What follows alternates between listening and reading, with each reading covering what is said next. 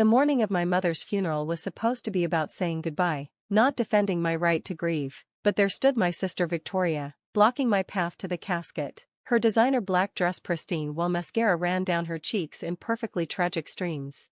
"You have some nerve showing up here," she hissed, loud enough for the arriving guests to hear. "After everything you put Mom through. I'm Maya Thompson, 34, and for the past 15 years, I've been the family's dirty secret, the daughter who chose nursing over law school, the one who threw away her potential to care for strangers instead of chasing prestige, the disappointment who spent her weekends at the hospital instead of country clubs." But what Victoria didn't know, what none of them knew, was that I'd spent the last 5 years as Mom's primary caregiver. Every chemo appointment, every sleepless night, every moment of fear and pain, I was there. They were not. "I'm here to say goodbye to my mother," I said quietly, trying to step around her. Victoria grabbed my arm, her manicured nails digging in. "Your mother? You're not even her real daughter." The words echoed through the funeral home. Conversation stopped. Our family friends, Mom's colleagues from her years as a judge, everyone turned to stare. There it was, the accusation she'd held over me since we were teenagers, when she'd found my adoption papers while snooping through Mom's files. "Biology doesn't determine family," I replied, keeping my voice steady despite the grief and exhaustion weighing on me. "It determines inheritance," Victoria sneered, "and you're not getting a penny of what Mom left behind. I've already called the lawyers, the house, the investments, the jewelry, it's all going to her real family." Our brother James appeared at her side, forever her loyal shadow. At 38, he still let Victoria make all his decisions. "She's right, Maya, you should leave. This is a family matter." "I've been more family to Mom than either of you," I said, my composure finally cracking. "Where were you during her treatments, when she needed help bathing, when she cried from the pain at 3 a.m? We have careers," Victoria spat, "real careers, not emptying bedpans like some." "That's enough." The deep voice came from behind me. Marcus Webb, Mom's estate attorney for the past 20 years, stood in the doorway. His presence commanded immediate attention, silver-haired, impeccably dressed, carrying himself with the authority of someone who'd seen every type of family drama. "Mr. Webb," Victoria immediately shifted to her professional voice, the one she used in court. "I'm glad you're here. We need to discuss the estate immediately. This woman," she gestured at me like I was something distasteful, "is trying to interfere with family matters." Marcus looked at her with barely concealed disdain. "Miss Thompson, I'm aware of who Maya is. I'm also aware that your mother's will reading is scheduled for after the service. I suggest we all focus on paying our respects first." But Victoria wouldn't let it go. She'd inherited Mom's stubbornness but none of her compassion. "There's no point in her staying. She's not a beneficiary. Mom told me herself, everything goes to her biological children." "When did Mom tell you this?" I asked, genuinely curious. "During one of your monthly 5-minute phone calls? Or was it during the Christmas dinner you skipped for your Aspen trip?" James shifted uncomfortably. He'd at least visited Mom twice during her illness, though both times he'd spent more time on his phone than talking to her. "Last year," Victoria said triumphantly. "She said she was leaving everything to James and me, the house, the portfolio, everything, 50-50. Marcus cleared his throat. "I really must insist we wait." "No," Victoria cut him off. "I want this settled now. I want her out." She turned to the funeral director. "This woman is not family. Please escort her out." The funeral director looked helplessly between us. More guests were arriving, creating a bottleneck at the entrance as they tried to process the scene before them. "Victoria," I said softly, "Mom is lying in that casket. Can we please? Don't you dare act like you cared about her." Victoria's voice rose to a near shriek. "You were nothing but a burden, a charity case she took in out of pity. You think playing nurse for a few months erases 20 years of disappointment?" The words hit like physical blows. Every insecurity, every moment of feeling less than, every time I'd wondered if Mom regretted adopting me, Victoria knew exactly where to strike. "A few months?" I laughed bitterly. "Try 5 years. 5 years of doctors, hospitals, home care. Where were you when she had her first stroke? When she couldn't remember your names but still asked for her sweet Maya?" "Lies." James finally spoke up. "Mom was fine until recently. Mom hid her illness from you because you couldn't handle it." I shot back. "She didn't want to burden your important lives." Marcus stepped forward, his patience clearly exhausted, given the circumstances, and with apologies to Helen's memory. "I believe we should proceed with the reading now." He pulled out his phone. "I'm calling my assistant to bring the documents." "Good," Victoria said, satisfaction glowing in her eyes. "Let's make this official. Then she can leave." We moved to the funeral home's small conference room, the tension thick enough to choke on. Victoria and James sat on one side of the table like they were preparing for a business negotiation. I sat alone on the other, Marcus at the head. As we waited for his assistant, Victoria couldn't resist twisting the knife further. You know, Maya, I almost feel sorry for you, spending all those years trying to worm your way into Mom's good graces. But blood is blood. She probably left you some small token, maybe that old nursing textbook she kept, something appropriate for your station. I remained silent, focusing on breathing through the pain. Mom was gone, that was what mattered. Not money, not houses, just the fact that the woman who'd chosen me, raised me, loved me despite everything, was gone. Marcus's assistant arrived, a young woman carrying a leather portfolio. She handed it to Marcus and left quickly, clearly sensing the hostile atmosphere. Before I begin, Marcus said, opening the portfolio, I should note that Helen updated her will 6 months ago. She was of completely sound mind, and the changes were witnessed by myself and 2 other attorneys from my firm. Victoria waved dismissively, just get on with it. Marcus pulled out a document and began reading. I, Helen Marie Thompson, being of sound mind and body, do hereby declare this to be my last will and testament, revoking all previous wills and codicils. He continued through the legal preamble while Victoria drummed her fingers impatiently on the table. To my son, James Robert Thompson, Marcus read, and James sat up straighter. I leave the sum of $50,000 and my collection of first edition books, knowing he will appreciate their value. James blinked. 50,000? But, please allow me to continue, Marcus said firmly. To my daughter, Victoria and Thompson, I leave the sum of $50,000 and my jewelry collection, with the exception of the pieces specifically designated elsewhere in this document. Victoria's face went pale. That's impossible. The house, the investments. Marcus continued reading. The remainder of my estate, including my primary residence at 42 Oak Hill Drive, all investment accounts, my retirement funds, and all other assets not specifically designated above, I leave to my daughter, Maya Grace Thompson. The silence was deafening. There's more, Marcus said. I would like to explain my decision, as I know it will come as a surprise to some. Victoria and James, you are my biological children, and I love you, but love is not just about blood, it's about presence, sacrifice, and choice. Maya came into our family when she was 3 years old, a scared little girl who had already seen too much hardship. I chose her, just as she chose to love me back despite having every reason not to trust another adult. She has been my daughter in every way that matters. While you both built your impressive careers, and I am proud of your accomplishments, Maya chose a different path. She became a nurse, dedicating her life to caring for others. When I was diagnosed with cancer 5 years ago, I hid it from you, Victoria and James, because I knew you would see it as an inconvenience. But Maya knew. She always knew when something was wrong. She spent every free moment caring for me. She moved into the guest room when I could no longer manage alone. She held my hand through treatments, cleaned up when I was sick, and never once complained. She sacrificed promotions, relationships, and her own health to ensure I wasn't alone. Victoria, you visited me 3 times in 5 years. James, you managed 5 visits. You both sent flowers and cards, but you sent them to Maya to give to me because you couldn't even remember my new address after I had to sell the old house to pay for treatments. This is not about punishment. This is about recognizing who truly understands the meaning of family. Maya, my darling daughter, you were never a charity case. You were the greatest gift of my life. Take care of the house. It needs someone who understands that homes are built with love, not just money. Marcus set down the paper. There's also a personal letter for each of you, to be opened privately. Victoria's face had gone from white to red to purple. This is fraud. She wasn't in her right mind. The cancer, the medications. I have extensive medical documentation and video testimony confirming Helen's mental capacity. Marcus interrupted, as well as affidavits from her doctors. This will is ironclad. She manipulated her. Victoria stood up, slamming her hands on the table. She turned our mother against us, played the martyr while poisoning her mind. Sit down, I said quietly. Everyone turned to look at me. What? Victoria snarled.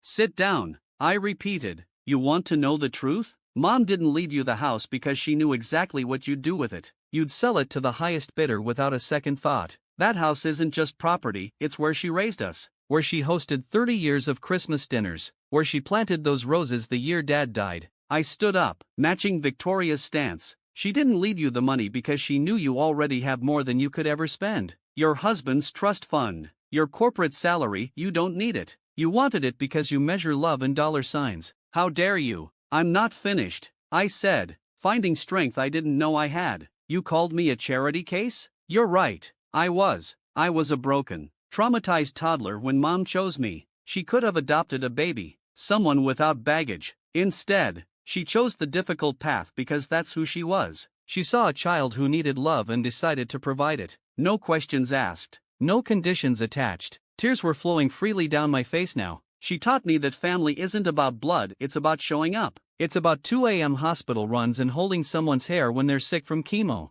It's about reading the same book 50 times when dementia starts stealing memories. It's about love in action, not just words. You poisoned her against us, James said weakly, but even he didn't sound convinced. No, I said, you abandoned her, and the saddest part? She still loved you. She kept your photos by her bed. She made excuses for your absence. She blamed herself for raising children who valued success over family. I pulled out my phone and showed them the screen. These are my call logs with mom. Every single day for 5 years, sometimes multiple times a day. Where are yours? Neither of them answered. Marcus cleared his throat. There's one more matter, Victoria. Regarding your statement that Maya would inherit your house, you were partially correct. Helen held the deed to your property. Victoria's face went white again. What? The down payment for your home came from Helen. Marcus explained. She structured it as a purchase rather than a gift, maintaining ownership while allowing you to live there. As part of her estate, that property now transfers to Maya as well. No, Victoria whispered. No, that's our home, our children. You have 30 days to either purchase the property at market value or vacate. Marcus continued. Helen's letter to you explains her reasoning. Victoria snatched the envelope with her name and tore it open. As she read, tears began falling, real ones this time, not the performance from earlier. She knew, Victoria said numbly. She knew we were planning to put her in a facility. My heart stopped. What? James looked at the floor. We thought, with her health declining, it would be better. You were going to put her in a home? I couldn't breathe. When? We had a meeting scheduled for next month, Victoria admitted, to tour facilities. Now I understood. Mom's final update to her wasn't just about recognizing my care, it was about protecting herself from children who saw her as an inconvenience to be managed.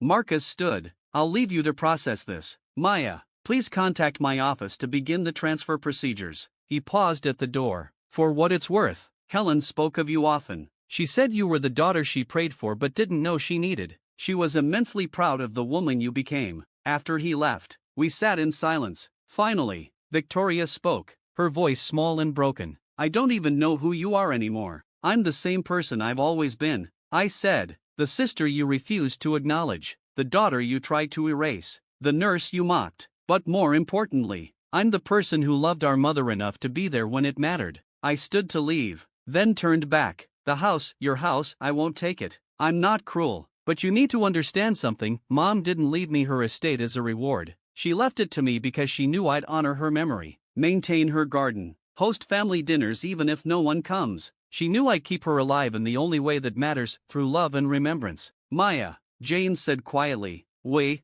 didn't know about the 5 years. We thought, you thought what you wanted to think because it was easier than facing your guilt. I said, but it's not too late. Mom's gone, but we're still here. We can either let this destroy what's left of our family, or we can try to build something new, something honest. Victoria was sobbing now, her perfect makeup destroyed. She must have hated us. I walked over and put my hand on her shoulder. No, she loved you both fiercely, but love doesn't mean enabling. Love means wanting people to be better than they are. Mom's final gift to you wasn't money, it was a mirror. The question is, what will you do with what you see? I left them there and returned to the main room where Mom lay. The funeral director had done a beautiful job. She looked peaceful, free from pain at last. I kissed her forehead one last time.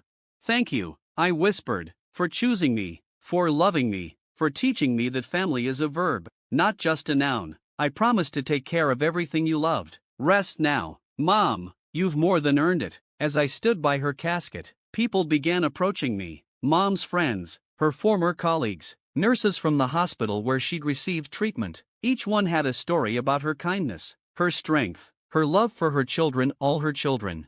She talked about you constantly. One of her former colleagues said, Maya this, Maya that. How you'd worked a double shift but still came to check on her. How you'd learned to make her favorite soup exactly right. She glowed when she spoke of you. By the time the service began, Victoria and James had composed themselves enough to sit in the front row. Victoria caught my eye and patted the seat beside her, the first genuine invitation she'd extended in 20 years. I sat down, and she grabbed my hand, squeezing it tightly.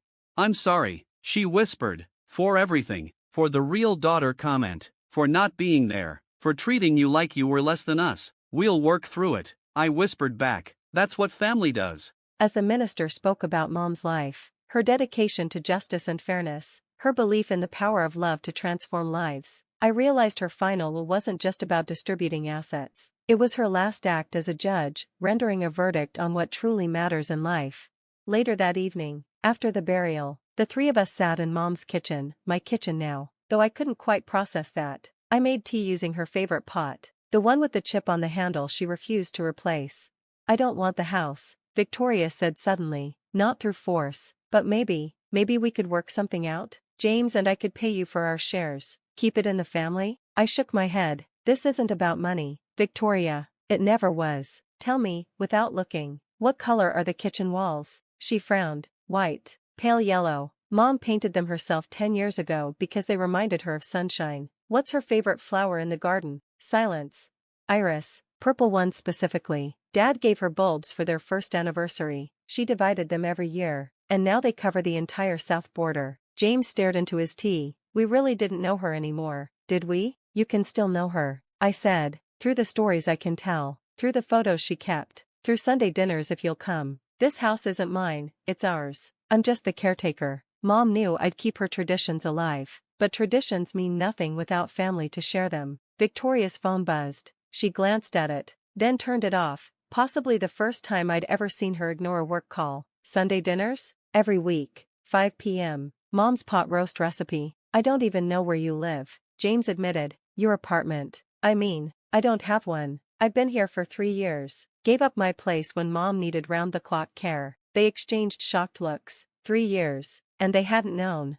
We talked until dawn. Really talked for the first time in decades. About Mom's illness, about childhood memories they'd buried under ambition, about the different paths we'd taken and why. Victoria admitted she'd resented me from the start, the chosen child who threatened her position. James confessed he'd followed Victoria's lead because it was easier than thinking for himself. "Mom saw through all of us," I said as the sun began rising. "She knew you two were struggling with Dad's death in your own ways, Victoria by trying to control everything, James by checking out. She knew I was desperate to prove I belonged. She loved us all, flaws included, but she loved you best," Victoria said, and for once, there was no bitterness in it. "No," I corrected, "she loved me differently. I was the child who needed her most, so she gave me the most. Not money or advantages, time, attention, presence, the things that actually matter." Over the following weeks, we began the slow process of rebuilding. Victoria and James helped sort through Mom's belongings, discovering pieces of their childhood they'd forgotten. We found letters she'd written but never sent, pouring out her love and disappointment in equal measure.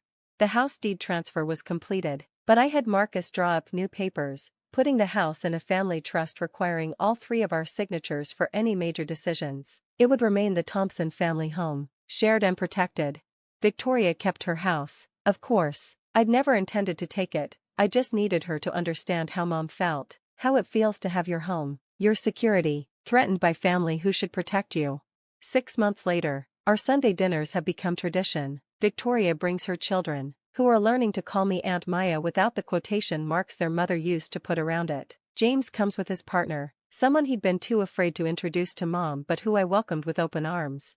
We don't always get along, old wounds take time to heal, but we show up, we try. We honor the woman who taught us that love isn't just a feeling, it's a choice you make every day.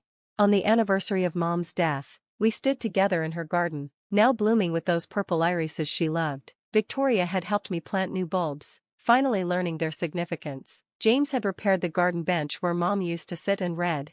"She'd be proud," Victoria said, linking her arm through mine. "She'd be relieved," I corrected. This is all she wanted, her children, together, choosing family over everything else. As we stood there, 3 orphans bound by more than blood, I understood Mom's final lesson. Family isn't about what you're given, it's about what you choose to build. She had chosen me, a broken child, and built something beautiful. Now it was our turn to choose each other and build something even better. The inheritance was never about money or property, it was about inheriting her values, her capacity for love, her belief in redemption. In the end, we all got exactly what we needed, a second chance at being the family she always knew we could be.